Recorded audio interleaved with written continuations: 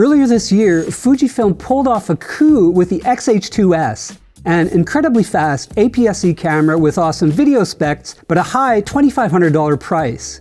Now we're looking at its stablemate, the 40-megapixel $2,000 X-H2. It's the highest resolution APS-C camera ever released and also boasts impressive video capabilities. You can shoot 15 frame per second raw stills at full resolution and 8K video at up to 30 frames per second, a first for APS-C cameras. It also offers upgraded in-body stabilization, speedy autofocus with new AI subject recognition, and more.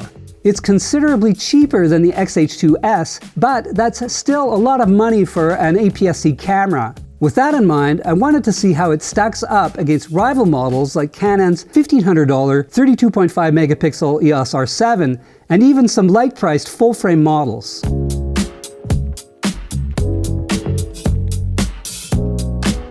Other than a missing S logo, the X-H2 has an identical body and layout to the X-H2S. It also weighs exactly the same at 660 grams, just a touch more than the X-T4. Most Fujifilm cameras have dials for shutter speed and ISO, but not the X-H2. It's more like Canon or Sony models, with front and rear dials, a mode selector, a joystick, and a D-pad control. I was never a great fan of the classic Fujifilm layout, so I like it, but some hardcore Fuji fans don't. I also love the fully articulating display, which makes it easier to take low and high angle shots and selfies. Plus, it's also great for vloggers. Meanwhile, the 5.76 million dot EVF is sharp and offers blackout-free shooting in electronic shutter mode. Like its namesake, the X-H2 has a high-speed USB-C port with power delivery, along with microphone and headphone ports, plus a full-sized HDMI jack. The latter is key considering the raw external video support. Battery life is slightly reduced compared to the X-H2S, with 680 shots per charge instead of 720. And along with the UHS-2 card slot, it has a high-speed CF Express slot that allows for reduced buffering.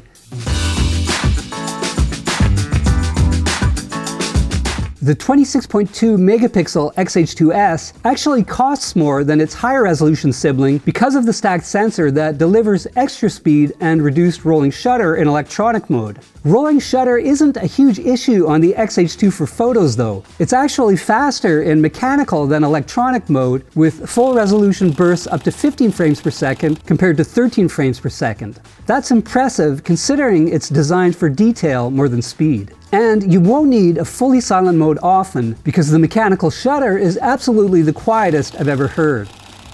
When zero noise is required, rolling shutter can be an issue for fast-moving subjects, but it's better than on, say, Sony's a6600.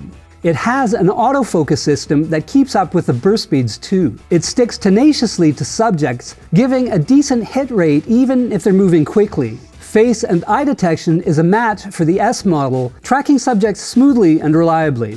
It can also track birds and animals, along with cars, motorcycles, bikes, airplanes, and trains. I'd certainly choose the X-H2S for sports and wildlife though, and Sony and Canon's latest cameras beat both. Still, the X-H2 offers good autofocus performance considering the high resolution.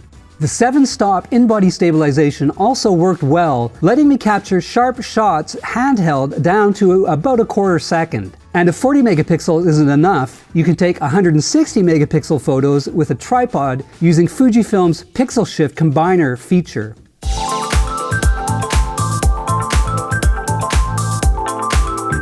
While not stacked, the X-H2's 40 megapixel X-Tran backside illuminated sensor is state-of-the-art for APS-C cameras. It's also found inside Fuji's new X-T5. The extra pixels deliver more detail that's useful if you need to crop in or make huge prints. Surprisingly, it doesn't hurt image quality at higher ISOs either. Noise is well controlled at ISO 6400, and images are usable at up to ISO 12800 if exposure is set correctly. In-camera processing of JPEG and 10-bit HEIF files is impeccable, with pleasant, accurate colors and a nice balance of noise reduction and detail. Much of the time, I could share photos with no need for processing. With 16-bit color, RAW photos offer plenty of room for fine-tuning, even in bright or dark areas. However, if you underexpose shots and try to boost levels, noise can get out of hand. That's one of the main drawbacks of APS-C compared to full-frame sensors, of course. And naturally, the X-H2 offers Fujifilm's full array of film simulation modes. You can experiment with popular looks like Velvia, Eterna, or Acro's black and white, and still have a full-color RAW backup. They're not for everyone, but I love them.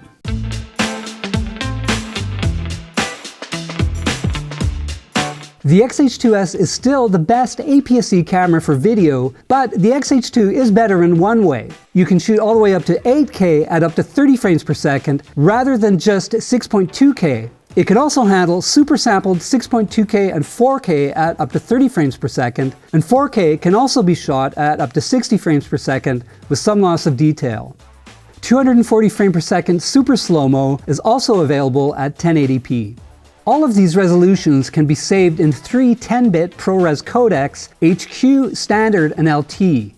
These offer more quality and are easier to edit than the H.264 and 10-bit H.265 codecs. They use high data rates up to 3520 megabits per second though, so must be recorded to high-speed CF Express cards. F-Log and F-Log2 picture modes are also on tap for extra dynamic range, and you can save either ProRes or Blackmagic RAW video to an external recorder via the HDMI port for more robust files that are easier to adjust later on. Even with regular ProRes or H.265, I had plenty of room for creative color correction and shot adjustments. Color reproduction favors accuracy with pleasant and accurate skin tones. Shooting at ISOs down to 6400 is feasible, with noise becoming an issue beyond that for video. As with the S model, autofocus is much improved over other Fujifilm cameras, though still not up to par with Canon and Sony. It generally tracked subjects well, but could occasionally lose focus. While bird and animal tracking tended to be a bit erratic, eye and face tracking was reliable. Rolling shutter for video is more of an issue on the X-H2 than the X-H2S due to the lack of a stacked sensor.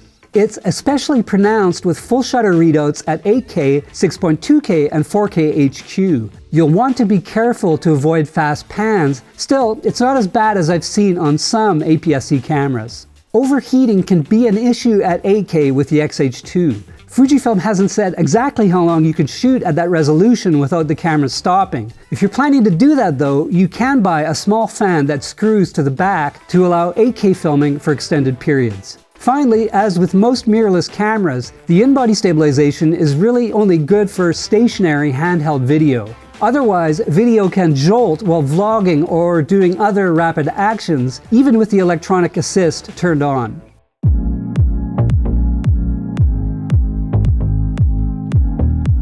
The X-H2 steals the S model's crown as the best APS-C mirrorless camera because it's simply a better value. While not as fast, it offers an ideal balance between image quality and speed. And for video, it's better if you need the highest resolution possible. $2,000 is a lot for a crop sensor camera though. For that, you could get a full-frame camera like Canon's $2,100 EOS R6, or spend $500 less on Canon's EOS R7 APS-C camera. It's also a tough sell against Fujifilm's own $1,700 X-T5, which uses the same 40 megapixel sensor, but has manual dials that many fans of the brand prefer.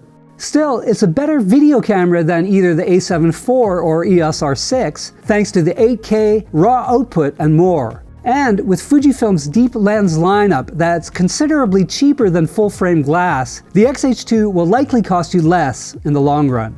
Thanks for watching. Please hit like and subscribe, and for more on technology, head to Engadget.com.